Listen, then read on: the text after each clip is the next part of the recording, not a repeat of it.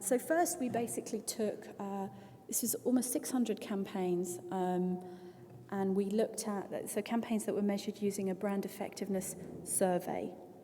So survey data, and then we're matching it with double-click data as well. And we're trying to understand the relationship. So first looking at videos, because these were all videos, we were controlling for lots of different things like frequency of one, like the unit, etc. Many different variables. And what you can see here is clearly rich media with video can be very, very effective and definitely outperforms. Thank you. Is that better? Okay.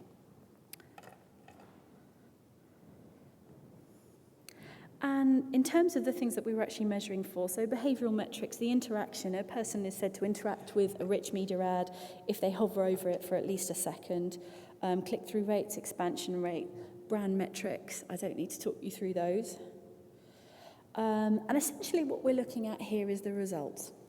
So those little red dots represent basically a click. And what we're also cross-matching that with is their branding. Now, when running a battery of statistical tests on this, we found a very, very weak relationship between click-through rates and ad awareness, meaning that, it's self-explanatory. Very weak to the point of being practically unimportant. Now that poses a lot of difficult questions if advertising that is trying to give a message, persuade, or drive a response that may not be reduced down to a click that someone buys something that day. Because obviously presence of advertising can have an impact over years and years and years. Somebody doesn't decide to buy a Rolex because they've seen a banner with a frequency of 1. Obviously, this is obvious. So again, this poses some very difficult questions. Then we looked at the relationship between interaction rates and brand metrics, and again, very weak a positive relationship between ad reaction rates for awareness and also favourability. What's interesting here is there's a negative relationship with message association. Again, it's pretty weak.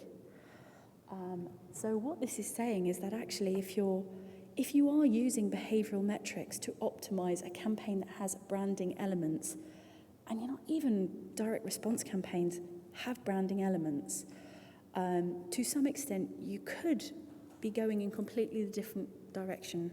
You could be optimising out very well performing branding ads. Can I throw that out to the floor? Anybody have any reactions to that? Does it sound right? Do you agree? Maybe quietly disagree or agree, who knows? And then we looked at the same thing for expansion rates and brand metrics. Again, same sort of thing, but what I found interesting here is a significant relationship between negative purchase intent. So meaning actually if you could be optimizing in completely the wrong direction.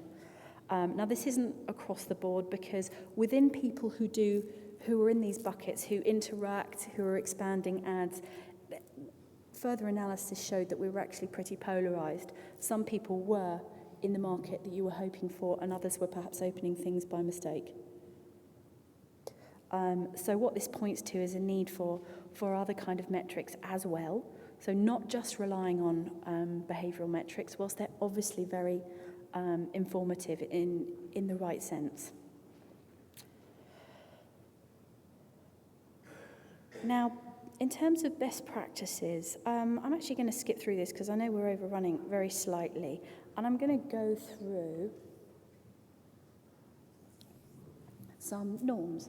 So the normative, so of the 5,000 odd studies that we've done, I had a look at all those campaigns that would be considered for luxury products or services, and you can actually see here how it performs against other campaigns. Now, we're comparing that to things like movies, low consideration product purchases here as well. But it's just interesting to see what luxury campaigns are capable of in a norm. There's huge variation within that, as you would expect. So we'll take a look at that in a moment.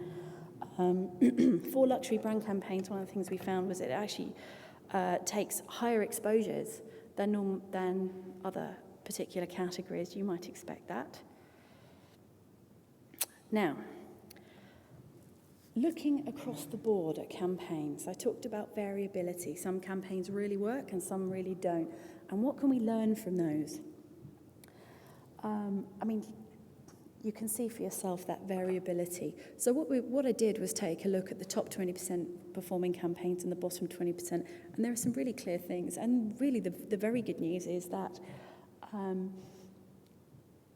so many of the key principles that apply offline apply online too. There are some exceptions.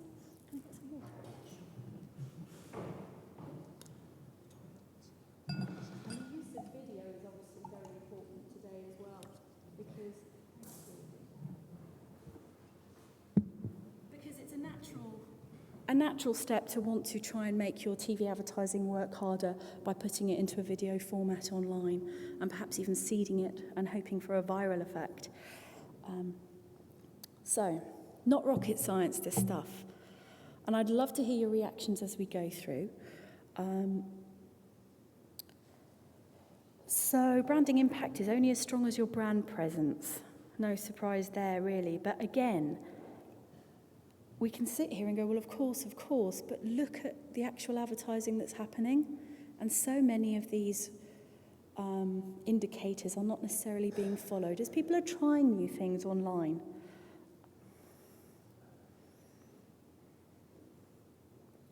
Each frame should stand on its own. Internet is not a broadcast media. People do not sit there and watch one point. Tracking studies that we've done show that people's eyes will just dart all over the screen. So again, with that in mind, you cannot have things like reveal ads, or they're unlikely to work as well. So every single frame of that ad has to work hard on its own and be consistent with the overall message. Be mindful when using reveal ads. In 10 years I've been doing this. This has been a consistent recommendation is to try and avoid these kind of ads. We very, very rarely see them work. Purely because, for this reason, it's not a broadcast medium and every single frame does have to work on its own.